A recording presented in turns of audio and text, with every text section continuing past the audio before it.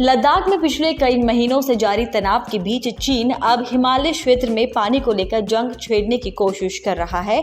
वो अब पानी के जरिए भारत को घेरने की तैयारी में है। तत्काल पलटवार करते हुए भारत ने भी अरुणाचल प्रदेश में ब्रह्मपुत्र नदी पर बांध बनाने की घोषणा कर दी है। पूर्वी लद्दाख में जारी सीमा विवाद के बीच चीन तिब्बत से निकलती ग्यारलुंग जांगबो नदी की निचली धारा पर भारत से सटी सीमा के करीब बांध बनाने की तैयारी में है। इससे आशंका बनी है कि भारत के पूर्वोत्तर राज्यों व बांग्लादेश में सूखे जैसे हालात पैदा हो सकते हैं। चीन के प्रमुख सरकारी अखबार ग्लोबल टाइम्स ने चीन के ऊर्जा उत्पादन निगम के अध्यक्ष के हवाले से ये खबर छापी है। चीन भारत को घेरने के नजरिए से गुलाम कश्मीर में भी 1.35 अरब डॉलर की लागत से 700 मेगावाट क्षमता की बिजली योजना का निर्माण भी करने जा रहा है। ये परियोजना महत्वाकांक्षी चीन पाकिस्तान CPEC का हिस्सा है। चीनी मामलों के विशेषज्ञों का दावा है कि इस बांध का भारत और बांग्लादेश के लोगों पर काफी असर पड़ेगा। ब्रह्मपुत्र नदी भारत और बांग्लादेश से होकर गुजरती है। इन दोनों देशों की चिंताएं बढ़ गई है। चीन ने इन चिंताओं को खारिज करते हुए कहा है कि वो उनके हितों को भी ध्यान में रखेगा, लेकिन चीन के अंतर्मन में जो कटुता है उसके चलते दोनों ही देश चीन पर विश्वास नहीं करते। ये बांध अरुणाचल प्रदेश की सीमा के एकदम निकट है। इस बांध का निर्माण 2025 में पूरा कर लिया जाएगा। साथ ही परियोजना में शामिल सभी दीर्घकालिक लक्ष्य 2035 तक पूरे कर लिए जाएंगे, जबकि चीन इस योजना के पहले ही एक दशक के भीतर इस नदी के ऊपर 11 पन बिजली परियोजनाएं पूरी करके बिजली व सिंचाई के लिए पानी ले रहा है। इतना ही नहीं, चीन ने पाकिस्तान को संजीवनी देते हुए भारत में जलापूर्ति करने वाली ब्रह्मपुत्र नदी की एक सहायक नदी जियाबुको का पानी रोक दिया है। इस नदी पर चीन 74 करोड़ डॉलर की लागत से जल विद्युत परियोजना के निर्माण में लगा है। ये परियोजना 2019 में पूरी भी हो गई है। एक संबंधित रिपोर्ट में कहा गया है कि चीन ने तिब्बत के पानी पर इसीलिए दावा ठोका है ताकि वो दक्षिण एशिया में बहने वाली 7 नदियों सिंधु, गंगा, ब्रह्मपुत्र, इरावदी, सलवीन, यांगत्जी और मेकांग के पानी को कंट्रोल कर सके। ये नदियां भारत, पाकिस्तान, बांग्लादेश, म्यांमार, लाओस और वियतनाम से होकर गुजरती है। इन नदियों का लगभग 48% पानी भारतीय सीमा में बहता है।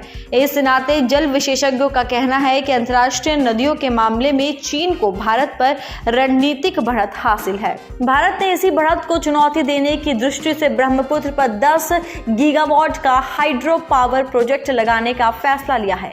अरुणाचल में बनने वाली ये परियोजना पूर्वोत्तर राज्यों को पानी की कमी और बाढ़ से बचाएगा।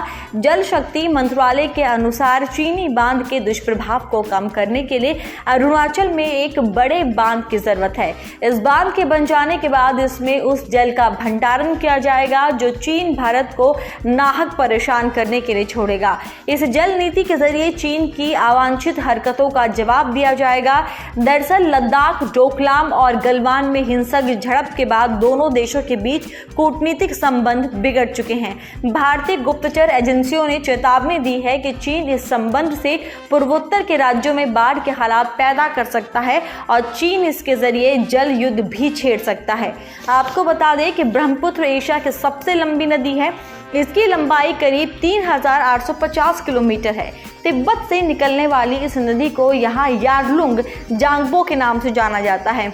इसी की सहायक नदी जियाबुको है। दुनिया की सबसे लंबी नदी में 29वां स्थान रखने वाली ब्रह्मपुत्र 1625 किलोमीटर क्षेत्र में तिब्बत में बहती है।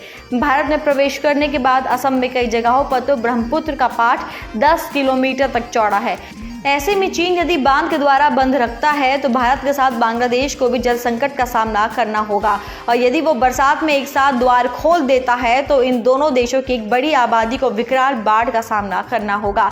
ये हालात इसलिए उत्पन्न होंगे क्योंकि जिस ऊंचाई पर बांध बन रहा है वो चीन के कब्जे वाले तिब्बत में है, जबकि भारत और बांग्लादेश बांध के निचले स्तर पर है। गौरतलब है कि चीन ब्रह्मपुत्र नदी पर बांध के डिजाइन को लेकर भारत के साथ संपर्क करने का प्रयास कर सकता है। वर्तमान में भारत के रुख को देखते हुए संभव नहीं है कि दोनों देशों के बीच जल बंटवारे को लेकर कोई समझौता हो सके। ऐसे में अगर चीन ये बांध बनाता है तो दोनों देशों के बीच द्विपक्षीय संघर्ष बढ़ सकता है। उधर विशेषज्ञों का कहना है कि अंतर्राष्ट्रीय नदियों के मामले में चीन को भारत पर रणनीतिक बढ़त हासिल है।